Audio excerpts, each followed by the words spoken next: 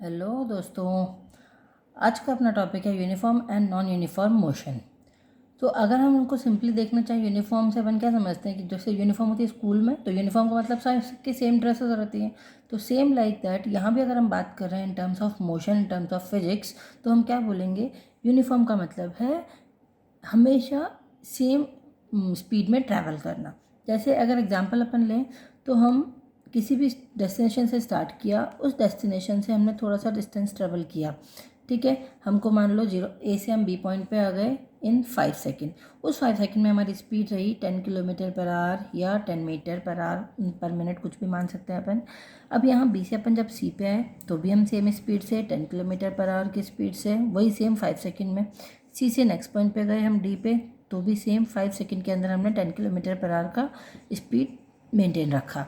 तो जब हम सेम स्पीड मेंटेन रखते हैं तो हम उसे बोलते हैं यूनिफॉर्म मोशन। मतलब क्या है? यूनिक इंटरवल ऑफ टाइम में, ये हमारा यूनिक इंटरवल ऑफ टाइम है जो सेम है इन ऑल द कंडीशन।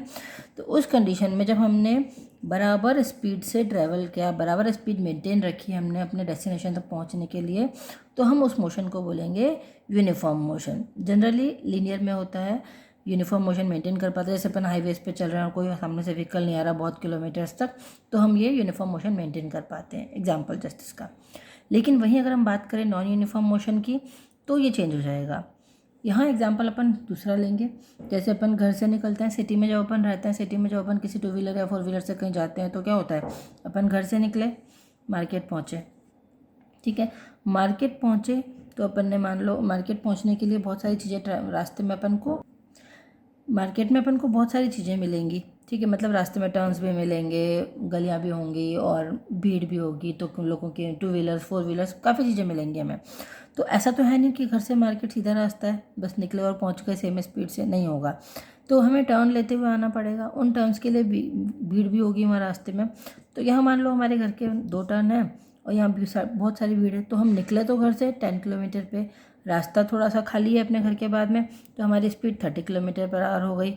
लेकिन मार्केट पहुंचते पहुंचते तो वहाँ रश हो जाता है, तो वहाँ पे क्राउड होने की वजह से, रश होने की वजह से हमारी स्पीड वापस 10-15 किलोमीटर पर आवर रह गई। तो जब हम यूनिक इंटरवल ऑफ टाइम, वही अगर अपन माने हम 5 सेकेंड या 5 मिनट की बात कर लेते हैं यहाँ पे अपन, ठीक है। 5 मिनट्स में हम अगर सेम डिस्टेंस और सेम स्पीड से डिस्टेंस को ट्रैवल नहीं कर रहे हैं तो हम उसको बोलेंगे नॉन यूनिफॉर्म मोशन।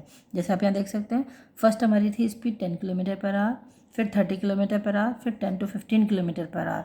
तो हर यूनिक इंटरवल ऑफ टाइम में हमारी स्पीड चेंज होती जा रही है, चेंज हो रही है, इसलिए हम उसको बोलते हैं नॉन यूनिफॉर्म मोशन। मतलब हमारी स्पीड सेम नहीं रही कभी भी, ठीक है, जबकि यहाँ हमारी स्पीड सेम रही। अच्छा बेटा, एक चीज़ और बताती हूँ इम्पॉर्टेंट। एनसीईआरटी में एक एक्टिविटी है, यहाँ इस रेट ऑफ मोशन की अपन जब बात कर रहे हैं, वहाँ पे जो शुरू की 2-3 लाइन है उसमें एक क्वेश्चन बन रहा है, उसको भी आपको ध्यान से पढ़ना है। सारी एक्टिविटीज़ को, सारे एक्सपेरिमेंट्स वगैरह जो दे रखे हैं उसमें, उन सबको बहुत अच्छे से पढ़ना। बॉक्सेस वगैरह जो भी दे रखे हैं एनसीईआरटी के, बहुत इंपॉर्टेंट होते हैं।